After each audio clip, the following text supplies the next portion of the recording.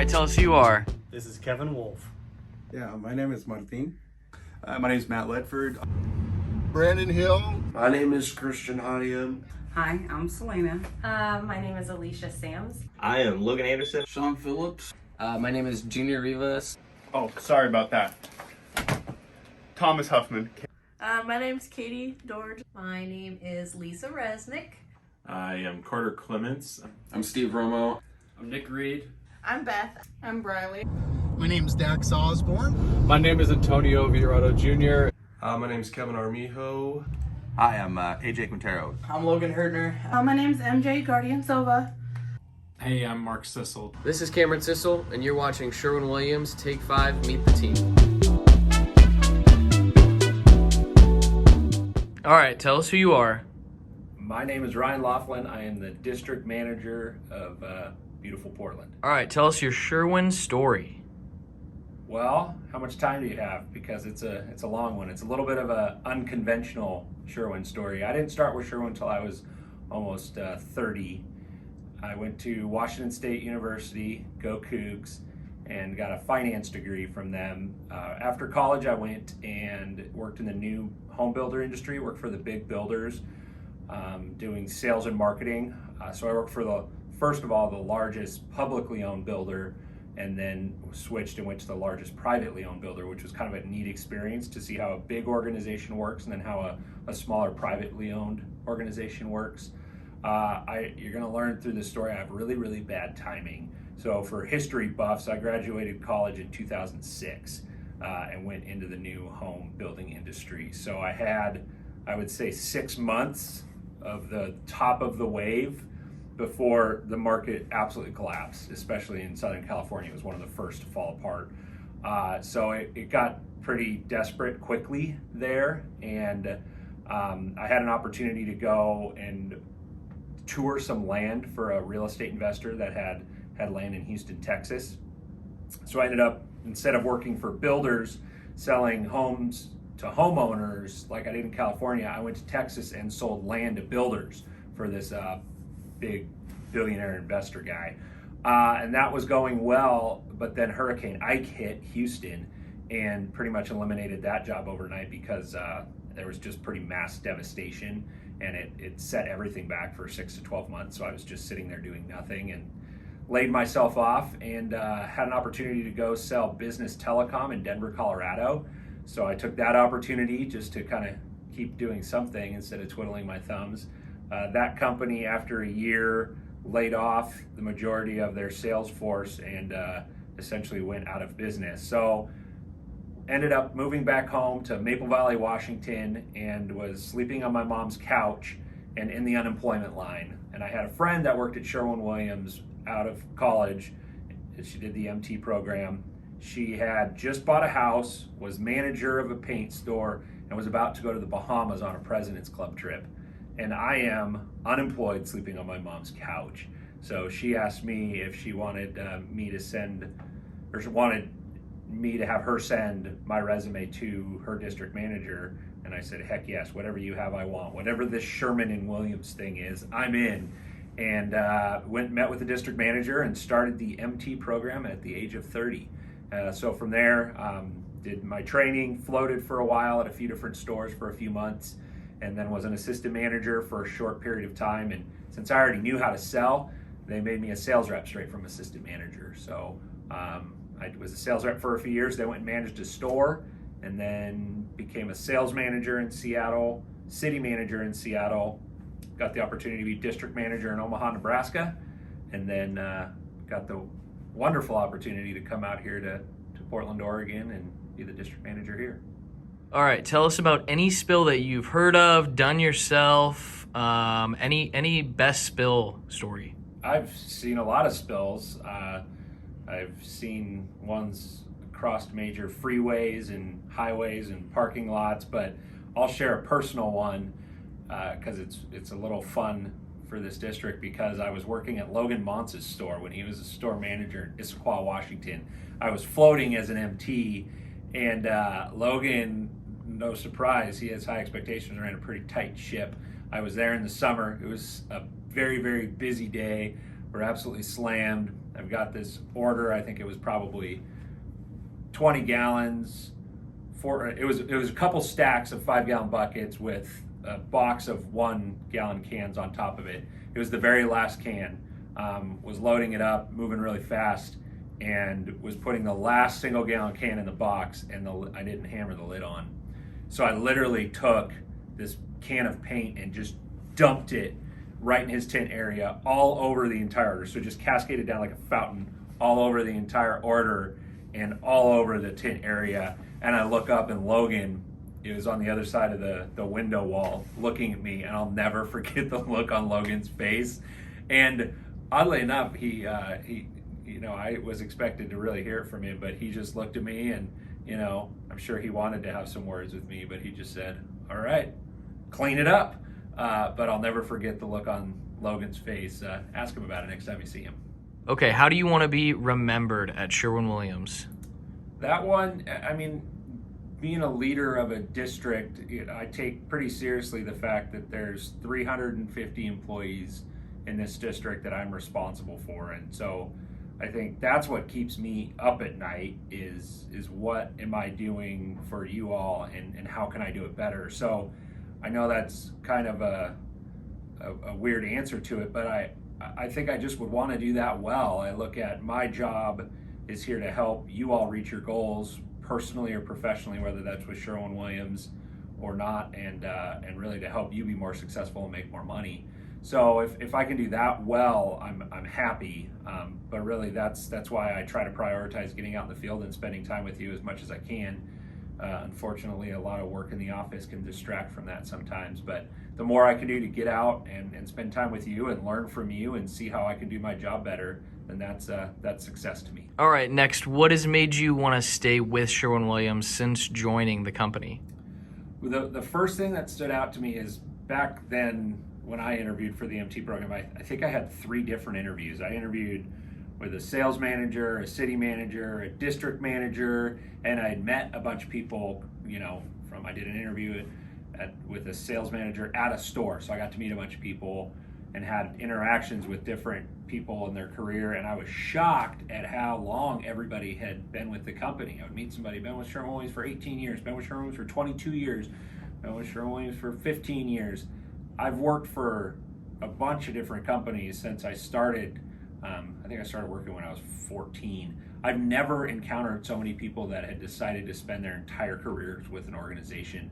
So that's what stood out to me first, is just like, obviously there's something here that everybody else wants to stick around for. I need to figure that out. And what I've really learned it to be, it's just the people. I can't get over the fact how many great people work for this organization. And the more people I meet, I'm in a training class right now where I've gotten to meet some new people, and was telling somebody about it yesterday. Again, I'm encountering and having deep conversations with 3 people in the organization I've never met before, and my main takeaway is like, they are phenomenally exceptional people. So for me, it's all the people that we work with, and all of you, all 350 of you. I'm sticking around because you make it worth it. All right, everyone's waiting for this one. Interests outside of work. Well, I just had a newborn 3.5 weeks ago, so I've been changing a lot of diapers and doing a lot of burping techniques, and waking up in the middle of the night to feed a baby, and that's been pretty cool. She's awesome. No offense to everybody else's kids, but my daughter is the coolest kid that's ever been born. I do like to golf. I just don't get the chance to do it that often. I'm terrible at it. I say that I hate that I love golf because I get so frustrated. I'm a musician, so I started out as a drummer, and I play guitar and I sing and perform live. So I play at wineries during the summer, and just try to stay active. Not as much as I'd like to, but just try not to let the grass grow under my feet. All right, what has been the most memorable moment for you at Sherwin-Williams? I'll never forget my first sales meeting. I'd been a sales rep for 6 months, so I wasn't eligible for an award. I went to the first awards night and just couldn't believe the spectacle of it. It was really exciting to see so many people go on stage, win awards, and the just level of energy that's surrounded by it. And the only way to describe it is my jaw was on the floor watching how awesome this experience was for everybody. And I really was double fisting the Kool-Aid at that point, because for me, there was no way I ever wanted to be in that room without winning an award. So it really set me up to be willing to put in the hard work, because this isn't always easy what we do. There's especially times during the summer we get really worn out and really tired, and that became something every sales meeting that would fill my cup back up, that I would go to when I really needed something to drive me forward. And then the second piece of that is, now that I'm in leadership, as wonderful as those moments were, my favorite moments now are watching people experience that, especially for the first time, when you get to work with somebody and then be at a sales meeting and at an awards night and see them go on stage and get an award and celebrate with them. It's the most rewarding feeling I've ever had. It does sound bizarre because we're all really competitive and we all want to win, but I would take celebrating my team winning over me winning an award every day of the week, because it's unforgettable, and you get to feel like you really did something together. And we think of last year, we had more winners than most, and celebrating with you all that were on stage, I'll remember that for the rest of my life. And then now that I've been in different markets, I got to celebrate with my Seattle team that won awards now 5 years later, and my Omaha team that 2 years ago I was with, seeing those people win awards and go on stage. It just, your family grows, and celebrating with all those people that you've seen work so hard and put the time in to better themselves. Really, as we're sitting here 10 days into January, I'm pretty excited that we're 2 weeks out from doing it all again. All right, so who has been a mentor to you at Sherwin-Williams so far, and what have they done to impact you the most, would you say?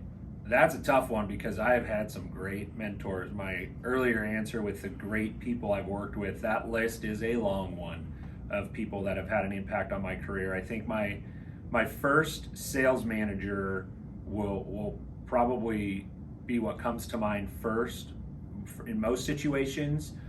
He was really hard on me in the beginning, and I'm one of those people that if you even say you're disappointed in me or expect more, I'm crushed. I'm not sleeping that night. I'm going to be up early trying to earn it back. And he was a fairly intense guy, and would let me know that, and it was kind of counterproductive for me. And instead of complaining about it or being upset with it or trying to find a different job, I met him for coffee and told him. I just said, hey, I know ultimately you're my boss, and it's my responsibility to learn from you, however which way you want to do it, but I hope to be in your position one day, and if someone felt this way about me, I'd want to know. Just so you know, like, all you got to do is tell me you expect more out of me, and I will do everything in my power to change it, and I'm willing to put in the work. But you getting upset and yelling at me, or I call it swinging a 2x4 at my head, is counterproductive and really doesn't make me feel that engaged. And I'll never forget that he changed the next day. Like, literally, like, immediately he was a different boss, and he met me where I was.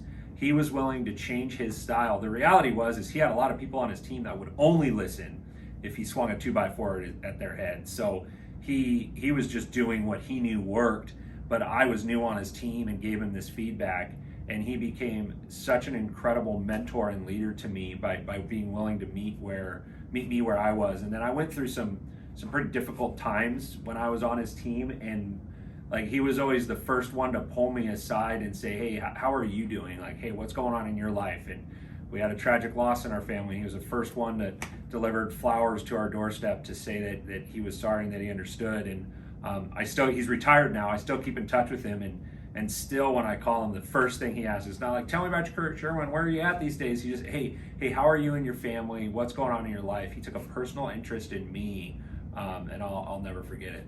All right, and finally, one message you could give to the entire district as a whole. Can I pick 7 or just one? Probably just one. Okay. I'll do a two-parter, a 1A and 1B. This week we're doing our trademark customer experience training with hopefully everybody in the district can make it in.